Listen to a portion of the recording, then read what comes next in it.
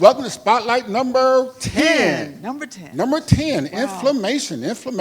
Wow. So let's go with our disclaimer. We're gonna read it, but you've seen it before for the last month and a half. So let's go to our next graphic on our disclaimer there, and then we have it there. Now, honey, go right ahead. No? Oh, okay, now, so while they're reading that, let's set the stage as far as what is inflammation before they go to the next screen. Okay. So basically, if I get a cut on my arm, that cut automatically produces inflammation. Okay. The immune system Right. is inactive. We talked about the immune system for the last 2 months, and also creates blood clots so I don't bleed. All right, stop the blood clotting. All right, that's inflammation. That's a good thing when a foreign substance or a cut on the hand or arm, inflammation ensues. All right. So with that in mind, now let's go to our next slide. Let's turn the page. All right, here we go, folks.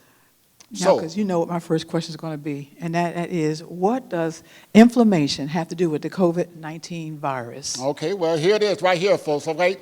Quote, several studies, all right, have been now established that, here it is, the key word, inflammation induced by the virus is a major cause of disease severity and death in infected patients. So now inflammation from this virus is really damaging and causes disease severity and death to patients. This is the 20 percentile that needs hospitalization. So this virus causes inflammation, but also in a negative way, where people are now dying because of the inflammation that this virus infects the body. Wow. So what else can this inflammation actually lead to? Okay, now, folks, it gets even worse, so let's turn the page. Let's turn the page, and here we go. The next page is, here it is. Inflammation leads to blood clots. Oh, it makes it worse anyway. Initiation of inflammation leads to an increase of small blood clots to the, now get this now, lungs, lower limb, heart, liver, brain, kidneys have been described in patients with COVID-19, and this is a hallmark of organ injury. So inflammation to the heart, all right, causes blood clots. So guess what? Now people are dying of heart attacks because of blood clot, which causes by inflammation, which is caused by the virus. Also inflammation in the brain. Now people are now having dementia because blood clots in the brain causes dementia, which is due to inflammation, which is due to the virus. Now we're beginning to connect the dots, inflammation and blood clots. So, Curtis, what you're saying is that a person that has any of these major diseases, heart disease and problem with the liver and the limbs, they already have inflammation in the body system. And so now with COVID-19, that's an additional inflammation. So that means they're in trouble. As insult to injury. Wow. It really does. I think what you just said, honey, let's turn to the next page, because this is basically the next page what you just talked about. Here it is, folks. It gets even worse, folks. Here it is. Diseases equals inflammation. Get this. There are several significant factors for severe COVID-19 infection. These include, here it is, diabetes, lung disease, cardiovascular disease, obesity, etc., are characterized by systemic inflammation. That means inflammation in the body. So a person, let's say, get COVID-19, that comes with inflammation, which leads to blood clots.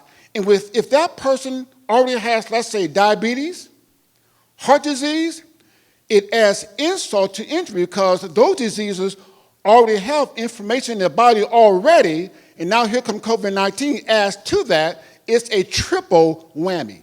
Well, now we don't see all that in the information as they talk about COVID-19, another issue, inflammation. And that's why they say that those who have these underlying conditions have a more severe rate of severity and death, because now these diseases cause inflammation added to the inflammation that COVID-19 brings to the body. It's a double whammy. So another connection between diabetes and cardiovascular disease and obesity has to do with diet. Okay. So when we're talking about diet, so let's see, what does COVID-19, as it relates to individuals who already are predisposed or have the ability to get more inflammation, Okay. what does the diet have to do with that? Okay, now, folks, here it is. Now, this is going to hurt somebody's feelings, but truth must be told. Okay. Calcium, Dyson, Food Space 388. All, not some, not most, but all inflammatory diseases are largely caused by meat eating. Okay, I heard. Okay, Whoa. Let's put all this together. Whoa. Okay. We're talking about inflammation. Oh, yes. COVID-19 brings that. Right. It brings blood clots. Right. If a person has diabetes, cardiovascular disease, it makes it even worse. Then that person also has a diet of flesh foods. Right. It's a quadruple whammy. So therefore, that's why we're talking about the last 10 weeks Yes. about a plant-based diet for mankind. So if we do get infected, we run the risk, not having the risk of having severity or death because we don't have inflammation in our body because of God's original plant-based diet. That's the bottom line, all right? So I think we're going to turn the page. We're running out, but Okay. so let's turn the page. And something we did for Memorial Day. Honey, let's talk about this first on the left side, and then we have a brief clip on the right side. Let's talk about the left side. Somebody said, wait a minute, you're talking about information burgers? There's got burgers on the grill. Well, the thing is so beautiful right now for Memorial Day. Okay. Of course, we are anti-inflammatory meal driven. All Okay. right. We had those Impossible Burgers. Impossible We had the Burger? Beyond Meat Burgers. That's Beyond They Meat right taste there. like, act like, smell like, taste like Honey Hush. regular burgers. Yes, it yeah, does. They do. All yeah, right. they do. Yes, yeah, they yes. do. Yeah, they do. Now on the other side, like, you see our garden in the background. Now, Yes. you've been grilling some veggies. I'll tell you what, we have a 10-minute clip on that right side. 10-second. 10-second clip. Yeah, 10 minutes would be ready off script. Let's have a 10-second clip on that right. Let's run that clip at this time, and let's talk about what we had. Okay, they didn't run that clip. Can we go back and do it one more time? Let's run that clip again, 10-second on. Oh, okay. Well, I guess we won't be running the clip. Okay, then. so All but right, that's anyway. okay because in the clip, In the clip. So remember, I already said we did the burgers. Yes. All right, we had corn on the cob. Yes, we did. We had Portobello mushroom. portobello mushrooms. We had zucchini. All this was done on And the onions grill. On the grill. Yes, it was working. It was yeah. working, yes. So now, honey, our last graphic right here. Yes. Daniel chapter 1, verses 8 and 12. We all know the text. Let me just read it and we can expound as we close out. But Daniel, now listen to this. But Daniel, a teenager, Okay. before the powerful person on planet Earth, Nebuchadnezzar, made up his mind that he would not defile himself with the king's food, which includes flesh meat. Okay. But let us be given vegetables to eat. Let's talk about that for a moment. Okay, now that's dare to Daniel, dare to dream. That's Daniel just making Dare to be a Daniel or a Danielle. I knew he was going to say something that's about that. right, a Okay, Danielle. For That's male and female. male and female. Danielle, everybody's included. All right. So we want to close because I know this was some hot information. Yes. I know there's going to get a lot of clicks on that one, but it's okay. So a plant-based diet Yes. is free of inflammation. Yes. All right? Yes. Fruits and vegetables also has a lot of water content.